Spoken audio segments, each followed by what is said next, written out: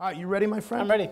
All right, let's dive into our news segment. We have 3 news items on this edition of CMS Connected, and the first one has to do with HP suing to recover more than $5 billion in the Autonomy deal. So let me read the headline for you.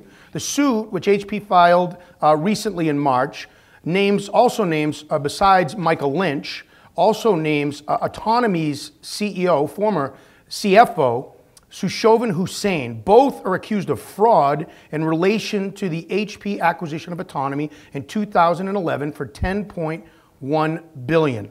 What do you make of this, Scott? Number one, we've covered this many times before. Yes. I feel like, again, with the HP suit of Autonomy. Look, I think they're not going to find any legs here, and it's not because I'm not commenting whether or not there was fraud per se. I'm commenting that I think that this ship has sailed. It's time to stop crying over it. I think HP is doing far more damage to their reputation by continuing to dismiss them and make the Autonomy acquisition the redheaded stepchild of the organization. I think they need to stop focusing on that and kind of right the ship and focus on what's important. In fact, there was the kind of equivalent of an SEC body that's over in the UK. In the UK, yeah, and I forget the name of it, I apologize, but they recently dismissed this case actually and said that there wasn't anything there for them to go after. You know, number one, are you actually going to get $5 billion out of Mike Lynch? I think the answer is no to that.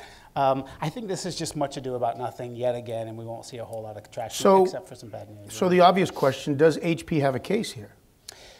Look, I think what the claim is, basically, is they inflated their revenues and carved off, a lot of the things that would have otherwise been categorized as services that they basically billed off as if it was product revenue, which is, of course, what substantiates the dollar value and the multiple that one gets when they're making an acquisition, right? And so what they're basically saying here is that there was inflated pricing and some fraudulent activities going on, and hence that's why you go after a CFO in this sort of a situation. I think, though, I don't know whether that's true or not. I think that practice is fairly not so uncommon, and I think Wall Street drives these companies to kind of do that, but I don't really know if it's happened or not.